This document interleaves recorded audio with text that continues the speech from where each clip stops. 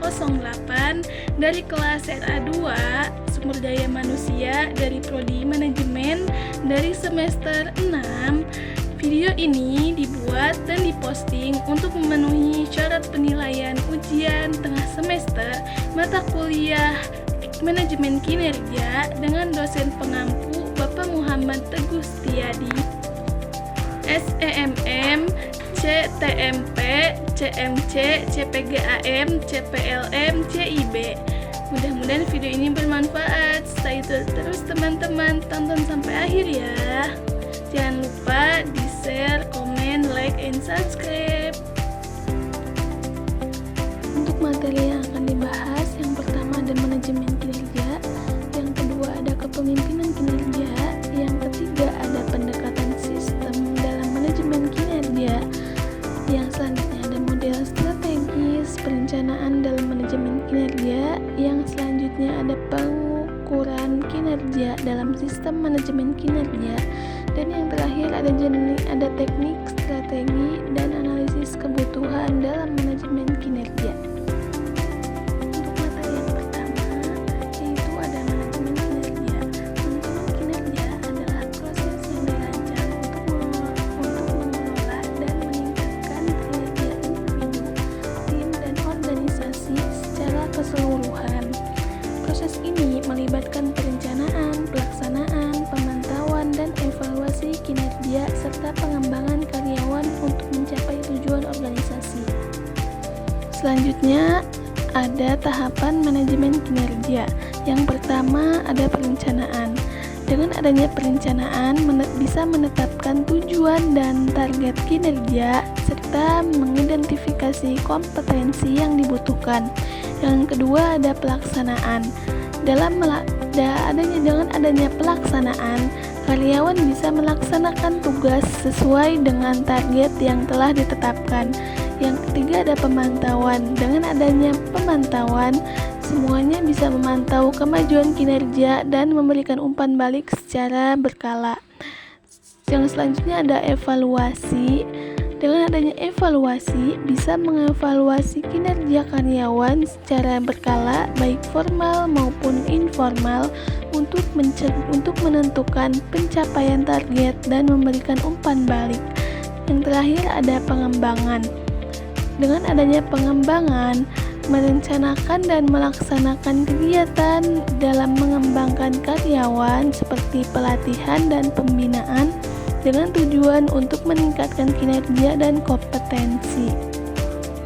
Selanjutnya yaitu ada prinsip manajemen kinerja. Yang pertama ada komunikasi yang efektif dengan cara komunikasi yang terbuka dan jujur antara manajer dan karyawan. Itu sangat penting. Yang kedua ada pembinaan dan pengembangan dengan cara membantu karyawan mengembangkan kompetensi dan potensi mereka. Yang ketiga yaitu ada umpan balik yang konstruktif, yaitu dengan cara memberikan umpan balik yang jujur dan konstruktif dengan tujuan untuk meningkatkan kinerja. Yang selanjutnya ada penilaian yang adil dan objektif dengan cara menilai kinerja secara adil dan objektif berdasarkan kriteria yang telah ditetapkan.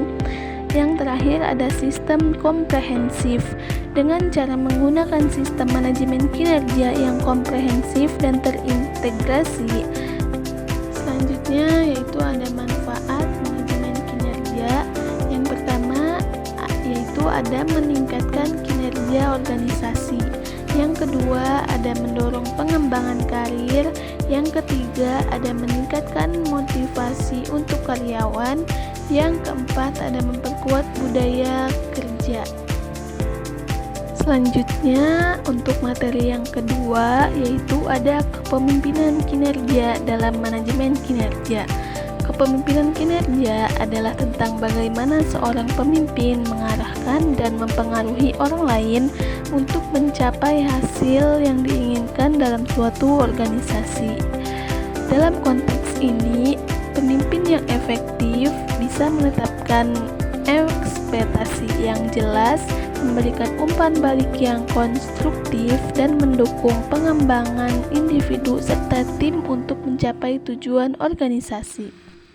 Selanjutnya ada gaya kepemimpinan dalam manajemen kinerja. Yang pertama ada kepemimpinan transformasional. Dalam kepemimpinan ini dapat menginspirasi dan memotivasi orang lain untuk mencapai potensi penuh mereka. Yang selanjutnya ada kepemimpinan demokratis. Dalam kepemimpinan ini dapat melibatkan anggota tim dalam proses pengambilan keputusan dan mendorong kolaborasi. Yang terakhir ada kepemimpinan pembinaan. Dalam kepemimpinan ini dapat memberikan dukungan dan bimbingan kepada anggota tim untuk pengembangan mereka. Selanjutnya untuk materi yang ketiga yaitu ada pendekatan sistem dalam manajemen kinerja. Dapat dilihat dari organisasi sebagai sebuah sistem yang kompleks dengan berbagai bagian yang saling terhubung dan saling mempengaruhi. Berarti bahwa setiap keputusan atau tindakan yang diambil dalam organisasi akan berdampak pada kinerja keseluruhan sistem. Selanjutnya yaitu ada elemen utama pendekatan sistem dalam manajemen kinerja. Yang pertama ada identifikasi sistem. Elemen ini dapat dilihat sebagai sebuah sistem yang utuh, bukan sekedar kumpulan individu atau departemen, tetapi sistem ini memiliki input, proses, dan output. Yang kedua ada subsistem. Elemen ini dapat dibagi menjadi subsistem seperti departemen pemasaran, keuangan, dan sumber daya manusia. Yang ketiga ada interaksi dan ketergantungan. Dalam sistem ini saling terhubung dan saling bergantung satu sama lain. Yang terakhir ada umpan balik. Dalam sistem ini dapat membutuhkan umpan balik untuk menyesuaikan diri dengan perubahan lingkungan dan meningkatkan kinerja. Selanjutnya ada manfaat pendekatan sistem dalam manajemen kinerja. Yang pertama dapat meningkatkan kinerja organisasi. Yang kedua dapat pengambilan keputusan yang lebih baik. Yang ketiga dapat mengkolaborasi yang lebih efektif. Yang keempat dapat adaptasi yang lebih cepat. Yang terakhir dapat meningkatkan motivasi kepada karyawan. Selanjutnya yaitu ada contoh penerapan pendekatan sistem dalam manajemen kinerja. Yang pertama yaitu ada perencanaan kinerja strategis dengan cara memastikan bahwa tujuan kinerja individu selaras dengan tujuan organisasi secara keseluruhan. Yang kedua ada pengukuran kinerja dengan cara menggunakan indikator kinerja utama dengan tujuan untuk mengukur kinerja sistem secara keseluruhan. Yang terakhir ada pengembangan karyawan dengan cara memberikan pelatihan dan pengembangan yang sesuai dengan kebutuhan sistem, bisa untuk meningkatkan motivasi kepada karyawan. Selanjutnya yaitu ada materi yang keempat yaitu model strategis perencanaan dalam manajemen kinerja. Adalah pendekatan yang menghubungkan perencanaan strategis organisasi dengan perencanaan kinerja individu dan tim. Model ini dapat memastikan bahwa setiap karyawan dan departemen dapat bekerja untuk mencapai tujuan strategis yang sama, dapat meningkatkan kinerja secara keseluruhan, dan dapat memberikan hasil yang lebih efektif. Selanjutnya ada elemen utama dalam model strategis perencanaan kinerja. Yang pertama ada perencanaan strategis yang jelas. Model ini dimulai dengan perencanaan strategis yang kuat yang mencakup visi, misi, nilai-nilai, tujuan, dan sasaran jangka panjang organisasi. Yang kedua, ada penetapan tujuan kinerja individu dan tim. Dengan tujuan kinerja kemudian dipecah menjadi tujuan yang lebih spesifik dan terukur untuk setiap karyawan dan tim yang selaras dengan tujuan strategis organisasi. Yang ketiga, yaitu ada penilaian kinerja. Dengan kinerja karyawan dan tim dinilai secara teratur dengan menggunakan indikator kinerja utama yang relevan dengan tujuan yang strategis. Yang selanjutnya ada umpan balik dan pengembangan. Umpan balik yang konstruktif diberikan kepada karyawan untuk membantu mereka untuk meningkatkan kinerja mereka dan untuk mencapai tujuan yang ditetapkan. Yang selanjutnya ada pengembangan karyawan. Model ini juga mencakup program pengembangan karyawan untuk memastikan bahwa mereka memiliki keterampilan dan pengetahuan yang diperlukan untuk mencapai tujuan yang strategis. Yang terakhir ada evaluasi dan penyesuaian. Model ini secara berkala dievaluasi dan disesuaikan untuk memastikan bahwa ia tetap relevan dan efektif dalam mencapai tujuan yang strategis. Selanjutnya yaitu ada manfaat model strategis perencanaan kinerja. Yang pertama ada peningkatan kinerja dengan cara meningkatkan kinerja individu dan tim serta kinerja organisasi secara keseluruhan. Yang kedua ada konsentrasi pada tujuan dengan memastikan bahwa semua karyawan dan departemen bekerja untuk mencapai tujuan strategis yang sama. Yang terakhir ada peningkatan efisiensi dengan membantu organisasi mengalokasikan sumber daya secara lebih efisien dan efektif. Selanjutnya untuk materi yang kelima yaitu pengukuran kinerja dalam sistem manajemen kinerja. Pengukuran kinerja adalah proses penilaian kemajuan terhadap tujuan dan sasaran termasuk efisiensi, kualitas, dan efektivitas penggunaan sumber daya. Ini melibatkan identifikasi dan penggunaan indikator kinerja untuk mengukur efisiensi, efektivitas, dan kualitas penggunaan sumber daya. Selanjutnya yaitu ada tujuan pengukuran kinerja. Yang pertama untuk memastikan pencapaian tujuan dan sasaran organisasi. Yang kedua untuk meningkatkan efisiensi dan efektivitas. Yang selanjutnya untuk meningkatkan kualitas. Yang selanjutnya untuk meningkatkan akuntabilitas dan transparansi. Selanjutnya untuk memfasilitasi pengambilan keputusan, dan yang terakhir untuk memotivasi dan mengembangkan karyawan. Selanjutnya yaitu ada metode pengukuran kinerja. Yang pertama ada manajemen berdasarkan tujuan, yaitu menetapkan tujuan yang spesifik, terukur, dapat dicapai, relevan, dan berwaktu.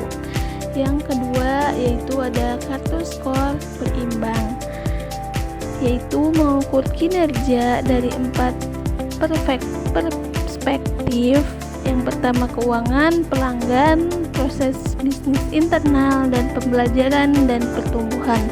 Selanjutnya analisis SWOT, yaitu mengevaluasi kekuatan, kelemahan, peluang, dan ancaman untuk mengidentifikasi area yang perlu ditingkatkan.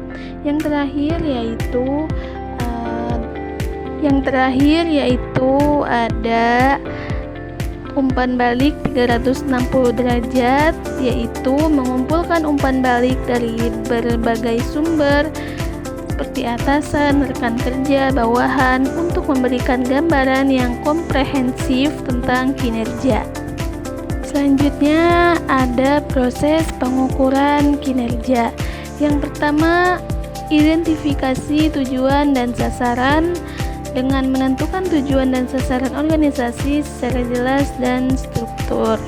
Yang kedua, ada identifikasi indikator kinerja. Dengan memilih indikator kinerja yang relevan dapat mengukur pencapaian tujuan. Yang ketiga, ada pengumpulan data. Dengan mengumpulkan data terkait indikator kinerja secara teratur. Yang keempat, ada analisis data. Dengan menganalisis data untuk mengidentifikasi tren, masalah, dan peluang.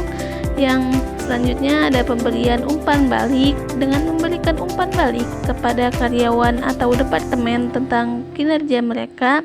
Yang terakhir, ada perbaikan dan pengembangan dengan cara melakukan tindakan perbaikan dan pengembangan berdasarkan hasil pengukuran kinerja.